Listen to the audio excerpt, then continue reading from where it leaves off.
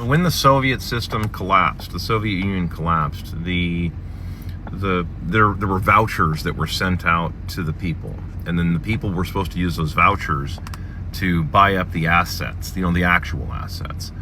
What's happening now in the U.S. is they're trying to avoid that. They're trying to avoid average people buying it, because see, in the Soviet Union, you had a bunch of people that a lot of them were ignorant of assets. They were ignorant of the idea of owning like a business and then being productive, because seriously, it had been bred out of many of them. They just knew that they showed up and they pretended to work and they were pretended to pay, and then they went back to their apartment. I mean, that was true for a lot of people. Okay, I'm not picking on the Russians. I'm really not. Some of the Russians I've met are some extremely smart people, and they would say the same thing, that yeah, that was kind of a problem. Well, in the U.S. and in a lot of the world now, because of the internet, that's not the case. People do understand assets. Lots of people do understand assets. They understand the idea of ownership. Now, they may not be able to experience a lot of that, but they do understand it. So if you were given a bunch of vouchers, let's say, let's call those vouchers dollars, because that's really kind of what they are. They're just company store script. So let's just say that you were sent $10 million. What would most Americans rush to do immediately with $10 million? After let's say they wiped out all their personal debt, which is statistically $400,000 or $500,000? Probably not even that for most young people. But let's say that was that high. So what do you do with the other $9 million? Most people would rush to use that to buy up some kind of asset, right? This is just reality. Most of us would do that. Well, if you know what assets to buy, and of course, if you're buying the assets that I'm talking about, the kinds of assets that I'm referring to are things like oil refineries, shit that people really do need, okay? Textile manufacturing. I mean, like things that there is an actual market for, and the market hasn't really changed. So that's what people would try and go do. And then many of them would buy up a lot of those. And even if you couldn't buy the whole building necessarily and the whole plant and operation, maybe you could buy a lot of the components and piece something together, at your place, and start running a normal business, which again, that's what the entire premise of the United States was, based on the idea of small business. It was all based on that. It was all based on the idea of hard money, and people owning their businesses and owning their life and owning their property, okay, on a small level. This idea of the ridiculous mega corporate level, where everybody is a so-called shareholder, that means nobody owns it.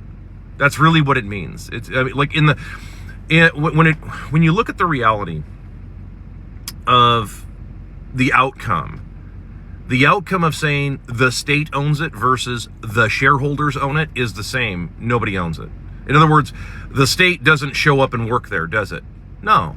Do the shareholders show up and work there? Not in most cases. Vast majority of all cases. Yes, there are occasionally the small businesses where the shareholder, usually the husband and wife, show up and they work in their business. But the vast majority of especially the mega corporations, none of those people wouldn't even know how to turn a goddamn machine on, let alone actually do something, which is why most of these people are so incompetent now that are in leadership positions, because they've never actually done any of this shit. They don't even know what the fuck they're doing. They don't even know what the problems are. They think the solution is more automation. That's not really the solution. That's just going to end up costing you more money, because it's not going to work the way you think it's going to work, because of the laws of fucking physics, the laws of thermodynamics. That's just reality. So, on a long enough time limit. And then also, you still have to build and maintain all that shit. And of course, who's building and maintaining all that shit? Well, that would be people in other countries, because it isn't Americans. Because remember, if you had to pay Americans to build a bunch of robots, how much would that cost you? Well, you have to pay a bunch of Americans a whole bunch of money to build a bunch of robots. Like, you know what I'm saying? There's no way around this.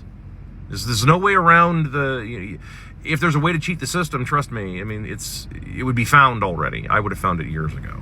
I'm just pointing this out. This is just the reality.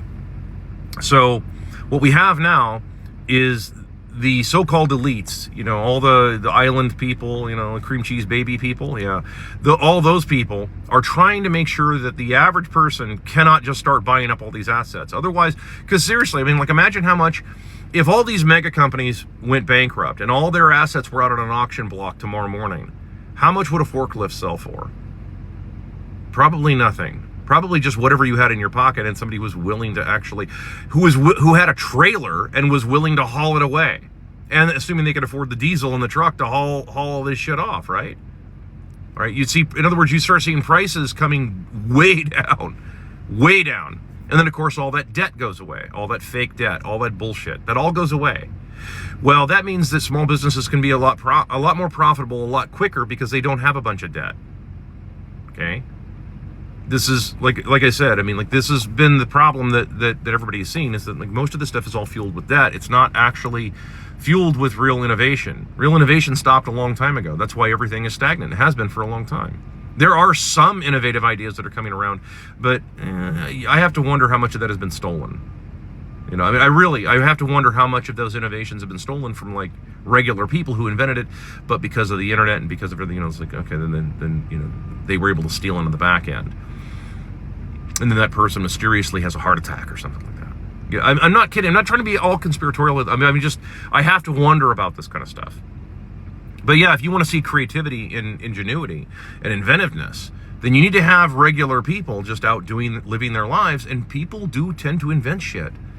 It's where some of the best songwriters come from. It's just guys living their fucking lives and then they write about it, right?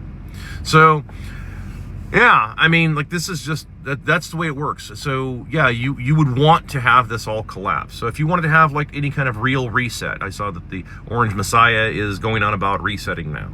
He's going on about how, don't import the third world because you're coming to the third world. This is, I consider this to be like a moment of clarity. You know how senile boomers occasionally say something that's intelligent? Just like alcoholics and drug addicts, occasionally they have a moment of sobriety and they kind of have a moment of clarity and they sound like reasonable human beings. That's the Orange Messiah. Occasionally, yeah, he does say something that's quasi-intelligent, and then people go, oh wow, look, he's back. No, he's not back. He's not back. This is just, come on. This is like I said, it's an echo. It's a moment of clarity is the way you got to look at it.